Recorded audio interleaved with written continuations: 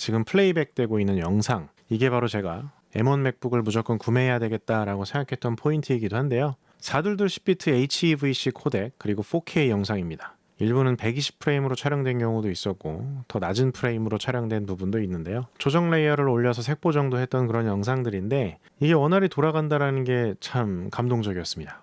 작년에 출시됐던 여러 카메라들, 기존에는 8비트 영상에서 10비트로 많이 교체가 되었는데요. 이와 같은 카메라들에서 만들어내는 영상 굉장히 무겁습니다. 기존의 PC에서는 참 돌리기 어려운 그런 영상들인데요. 하지만 맥 프로라거나 아이맥이 아닌 맥 프로를 말씀드리는 거고요. 뭐 수천만 원 하잖아요. 또는 RTX 3000 시리즈가 들어가 있는 PC에서는 이 카메라들이 만들어내는 영상 원활하게 돌릴 수가 있습니다. 하지만 제가 기존에 사용하고 있던 맥북 프로 16인치에서는 어림도 없었고요. 무조건 프록시를 생성해야 됐어서 여러 가지로 불편함이 있었죠. 그렇지만 이 M1 맥북에서는 굉장히 잘 돌아가고 있었다는 것, 이거 하나로 굉장히 인상적이었어요. 자, 방금 말씀드린 부분은 모두에게 해당되는 부분은 아닐 것 같고요. 하지만 최신 카메라를 구매한 분들에게는 M1 맥북 굉장히 매력적인 부분이 될 텐데요. 저의 경우는 방금 말씀드린 부분이 M1 맥북을 구매한 결정적인 이유지만 조금 더 다양한 이야기를 해보도록 하겠습니다. 주로 16인치와 제가 갖고 있는 16인치와 비교하는 그런 부분들이 될 텐데요. 자, 먼저 제가 사용하는 맥북 프로 16인치의 경우는 2019년 버전이고요. i9 8코어입니다. 16스레드인가 그럴 거예요. 그리고 램의 경우는 32기가로 업그레이드 했었고요. 그래픽카드의 경우도 라디온 프로 5500M 그리고 8기가였습니다. SSD의 경우는 2테라를 장착을 했던 모델이었고요. 자, 그 다음에 맥북 에어, M1 맥북 에어인데요. 굉장히 단촐하죠. 칩은 M1 맥북 끝이고요. 메모리는 16기가로 올렸습니다. 일단 M1 맥북 경우에는 기존의 맥북 에어와 디자인상 다름이 전혀 없죠. 그래도 맥북 프로 13인치보다는 에어를 구매했던 건 그 성능 차이가 물론 있지만 제가 사용하는 데 있어서의 결정적인 정도의 성능 차이는 아니었고요. 그 정도 성능 차이라면 작은 제품을 써보고 싶었습니다. 디자인과 슬림함이 결정적이었을 텐데요. 그럼에도 100% 만족하는 건 아닙니다. 포트 수가 2개가 한계죠. 현재까지는. 나중에 늘어나긴 하겠지만 현재는 2개인데요. 한쪽에 2개, 그리고 다른 한쪽에는 3.5파이 단자가 있습니다.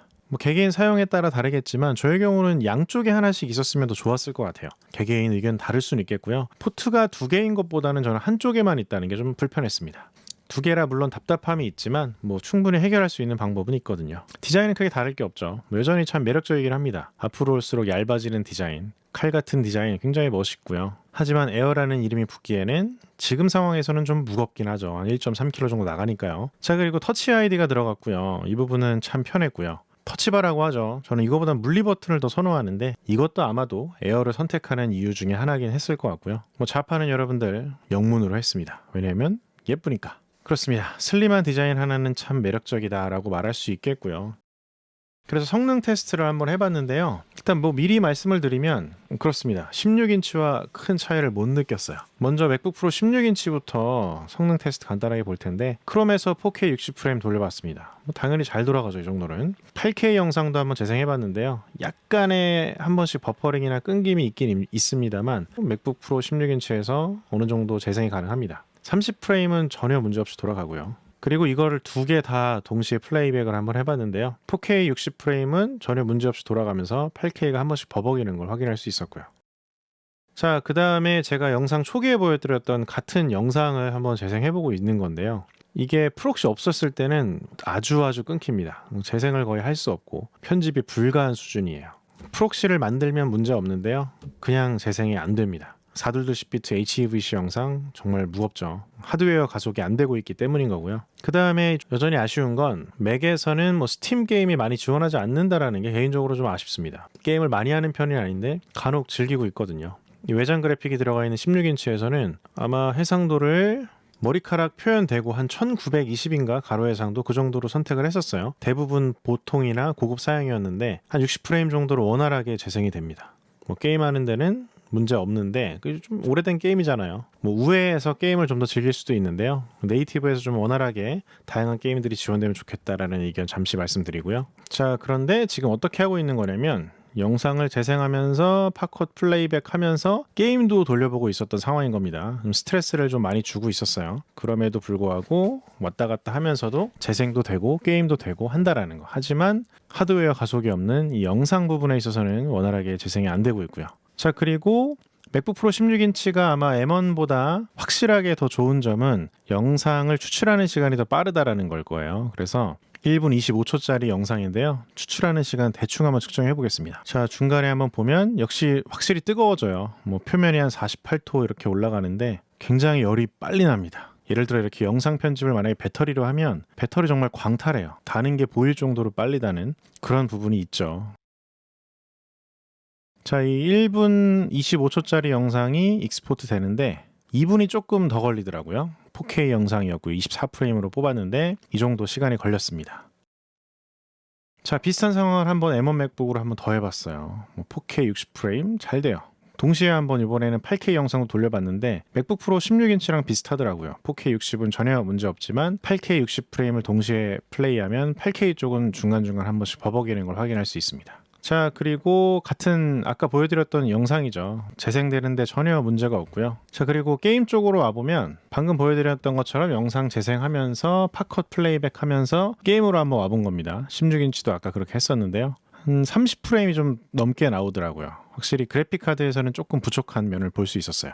이렇게 대부분의 것들은 16인치 프로와 크게 차이가 없거나 그 이상을 보여주는 게 참 놀라웠고요. 그리고 똑같이 렌더링을 한번 걸어봤는데 온도가 40도 조금 넘는 수준 정도밖에 안 됐어요. 그 시간 측정도 한번 해봤습니다. 했는데 19분부터 시작을 했죠. 쭉 시간이 흘러서 한 3분 조금 넘게 4분 좀 안 되는 시간 걸렸던 것으로 기억이 나는데 익스포트하는 시간은 확실히 16인치가 더 빠르긴 하더라고요. 이 부분에 있어서는 16인치가 장점이다 라고 생각드는데 아무래도 CPU의 스레드 개수도 많고 그래픽 카드가 조금 더 우수하기 때문이 아닐까 이런 생각이 드는데요. 자, 그리고 또 한 가지 테스트를 해봤는데요. 고프로 파일이 생각보다 되게 무겁습니다. 16인치에서는 사실 기본적으로 잘 플레이백이 안 돼요. 고프로 8이나 9에서는 고용량 버전들이 있거든요. 그것들의 경우는 맥북 프로 16인치에서도 프록시 없이 그냥 재생하기 굉장히 힘들어하는데 일단은 M1에서도 마찬가지였습니다. 이 영상들은 프록시를 꼭 돌려야 했어요. 그래서 시간 측정을 한번 해봤습니다. 16인치 먼저 해봤는데 16인치의 경우는 3분 17초의 영상이 옵티마이즈 영상으로 만들어지는데 트랜스코드를 하는 거죠. 대략 한 4분 40초 정도 시간이 걸렸어요. 같은 파일을 M1 맥북에서 돌려보겠습니다. M1에서 돌려보면 대략 한 1분 56초, 그러니까 절반도 안 되는 시간이 걸리는 거죠. 그러니까 이 트랜스코드의 경우는 뉴럴 엔진과 연관이 있다고 하더라고요. 뉴럴 엔진의 코어 개수가 급격히 늘어났잖아요. 그래서 이런 트랜스코드는 뭐 익스포트 외에 예를 들어 어떤 특정한 효과를 집어넣는다거나 손떨림 보정을 추가한다거나 이와 같은 옵션들을 선택하면 트랜스코드 하는 과정이 필요하거든요. 이 부분에 있어서는 맥북 프로 16인치를 2배 이상 상회하는 성능인 거예요. 트랜스코드를 지원하는 건 편집 과정이 좀 더 원활해진다는 거거든요. 그래서 최신 코덱 영상을 동시에 지원하기도 하고 이와 같은 부분들이 굉장히 빨라져서 익스포트 하는 속도가 좀 느리긴 합니다만 실질적인 영상 편집에 있어서는 M1 맥북이 더 뛰어나지 않나라고 생각이 들 정도였습니다. 실질적으로 제가 일주일 넘게 M1 맥북을 사용하면서 영상 몇 개를 편집해봤어요. 최신 코덱을 사용할 때는 맥북 프로 16인치와는 비교가 안 될 정도였고요. 일반적인 영상 코덱을 사용할 때는 맥북 프로 16인치와 큰 차이를 못 느꼈습니다. 이게 굉장히 놀라운 부분이죠. 맥북 에어가 이제 맥북 프로 16인치 성능이 된 거잖아요. 물론 익스포트 속도는 좀 느립니다만 그 부분이 굉장히 놀라운 부분이었고 게임의 경우는 그래픽카드 때문인지 프레임이 한 절반 정도밖에 안 나오긴 했는데 메타를 지원하는 게임도 한번 돌려봤어요. 그 경우는 맥북 프로 16인치와 비슷한 정도의 프레임이 나오기도 하더라고요. 게임마다 약간 차이가 있으니까 그 부분에 있어서는 그 정도만 살짝 언급을 해보도록 하겠고요.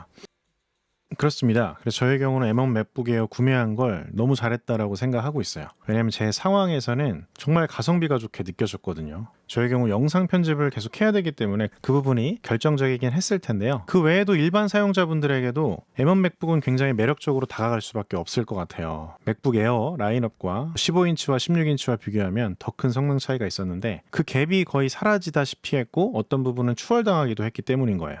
일단 사용성에 있어서 전반적으로 굉장히 빠릿하고요. 이런저런 스트레스 테스트를 해도 발열이 생각보다 많이 나지 않아요. 그러니까 뜨겁다라는 느낌보다는 따뜻하다 정도까지 올라간다라거나 이런 부분도 꽤 놀라웠고요. 그리고 배터리에 대한 부분도 기존 맥을 사용하는 것과는 차원이 다른 체감을 했습니다. 되게 오래가요. 그냥 아이패드 쓰는 느낌이랄까? 그리고 뭐 여러 가지 호환성에 대한 부분도 많이 걱정들을 하셨죠.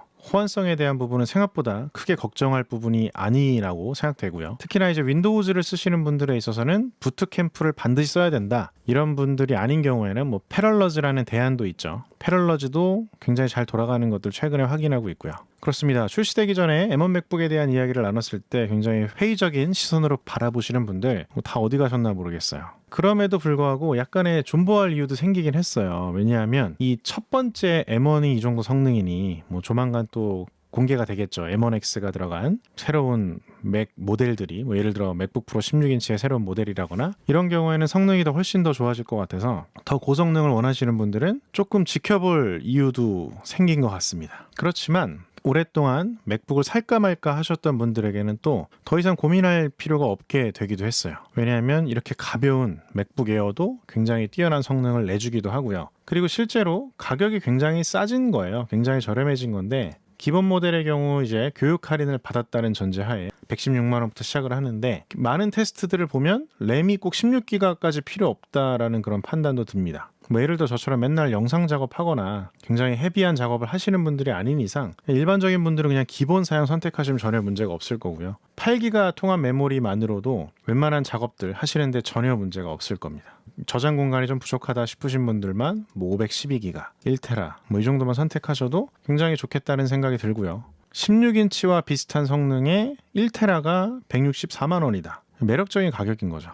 제 주변에도 제가 M1 맥북 구매한 걸 알고 연락 주셔가지고 궁금해 하시는 분들이 좀 계셨는데 저는 그렇습니다. 고민할 이유가 없다라는 그런 생각이 들고요. 맥북 프로 16인치를 1년 이상 사용을 했고요. 맥북 에어를 사용해보니 맥북 프로 16인치를 대체하고도 남는 장점들을 확인할 수 있었고요. 양가적인 감정이 듭니다. 맥북 에어를 사서 너무 좋은데 기존의 맥북 프로 16인치 사용자로서 굉장히 마음이 아프기도 하네요. 2021년 첫 번째 영상은 M1 맥북과 관련된 것이고요. 오늘의 영상 봐주셔서 너무나 감사하고요. 2020년에도 건강하셨듯이 2021년에도 늘 건강하시길 바라면서 오늘의 영상도 봐주셔서 너무나 감사합니다. 다음 영상에서 또 뵐게요. 빠이염.